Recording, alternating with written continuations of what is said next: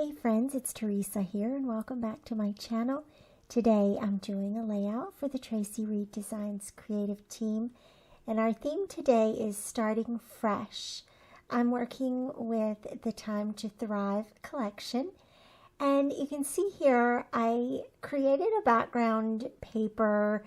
Basically in Photoshop I brought in some of the digital paints and added those to one of the solid cardstock pattern papers in the collection.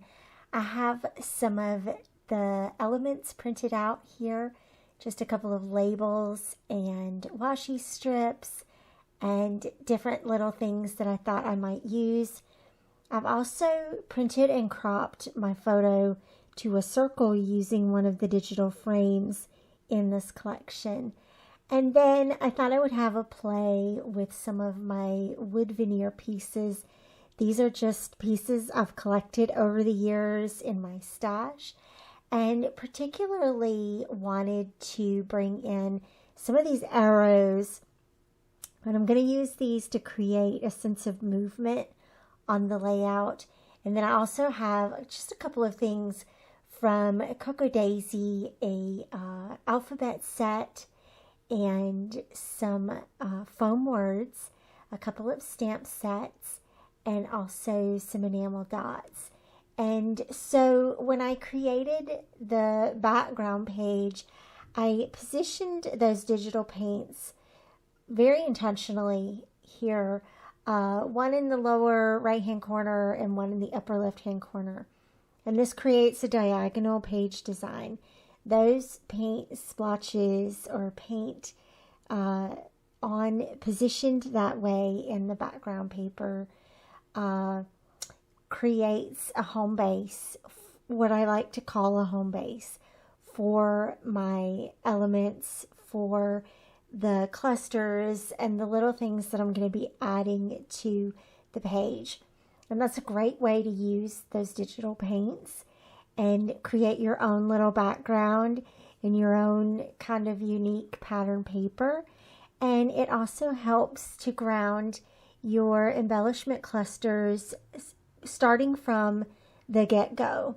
They already are tied into the background paper pretty well. And so I'm going to position the photo here at the lower right hand corner. And then I'm just adding some of the labels, the word strips, and different things around that photo, sort of at the bottom half of the photo. And then at the top part of the layout, I've reserved a spot for my journaling. So I'm going to feature the label here pretty prominently here and let that journaling shine right there. And then here's where I'm going to add some of the wood arrows and sort of direct your eye to the specific places in the layout that I want you to go to. And most of the arrows, notice how they're mostly going to be positioned on the green, and that sort of helps, again, leading your eye into those specific intentional places on the layout.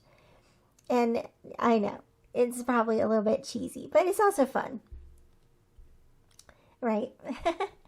And that's really what it's all about. It's also kind of fun to use up some of those pieces. I love wood veneer, and I don't incorporate them near often enough. So this is my challenge to you, to pull out something in your stash that you feel like you don't use enough and take the opportunity to get some on a layout today.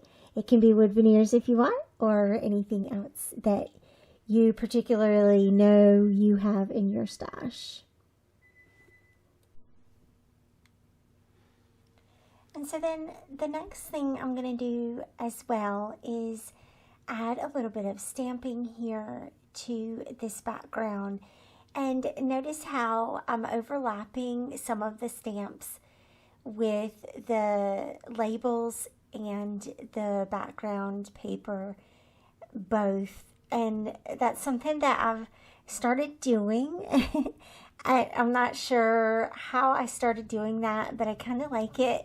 And then watch that. I actually realized that I stamped that little round stamp sideways. It has a little VW microbus on it, and I accidentally stamped that sideways, and I am going to fix it, and I'll show you here in just a little bit how I'm going to fix that.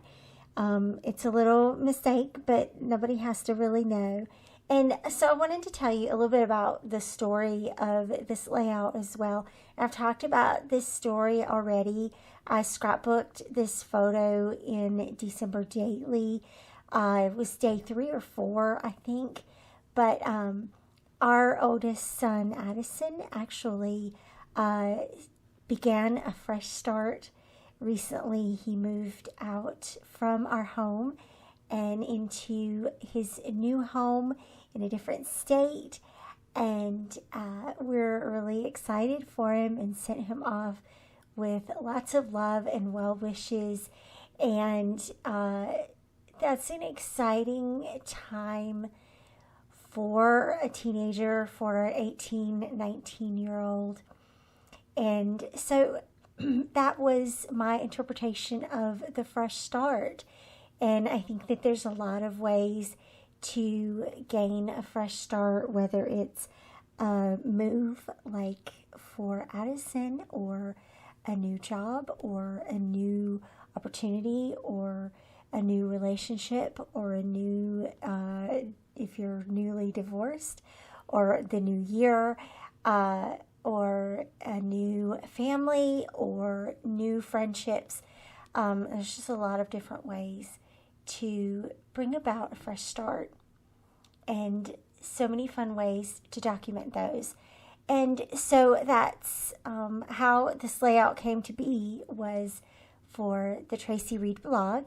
And I will link to Traci's blog post down below so that you can see how other members of the creative team interpreted this prompt and this opportunity. And then you'll also notice how I pulled out some of my roller stamps and used those. And then what I want to work on here is the title. And that's something that this page is still lacking. And I really liked the foam words here had some applicable words. Fresh for one for one thing.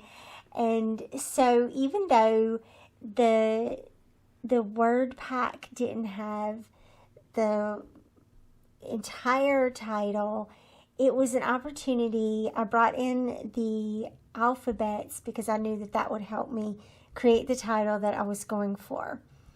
And so I started here with fresh start. Fresh from the words and start from the alphabets. And as I was putting this down, I was debating whether or not that was completed, whether I felt like that was a complete title. And I really didn't feel like it was complete. And I also knew that I had this space in this second title, in this second label here in the lower right hand corner. And check that out. I brought in another arrow here from the foam word pack, and then there was the word here. And so here's how I'm gonna finish out this title. I'm gonna do the fresh start begins here, and spelling out the word begins with the alphabet. And I went back and forth about the grammar on the word begin or begins. Should it be fresh start begin here or fresh start begins here. Let's see how I'm going to leave it here. I did add the S. So just a little impromptu grammar there, grammar decisions. I hope that's right, though. I think that's right. Fresh start begins here. And then a couple of those more little foam pieces. And notice how I covered up that little sideways VW with the foam heart. And I think that did a good job of covering that up. And so then I'm going to write my journaling here as sort of the last step. I am going to put this layout into Addison's album as the last layout in his kids' albums.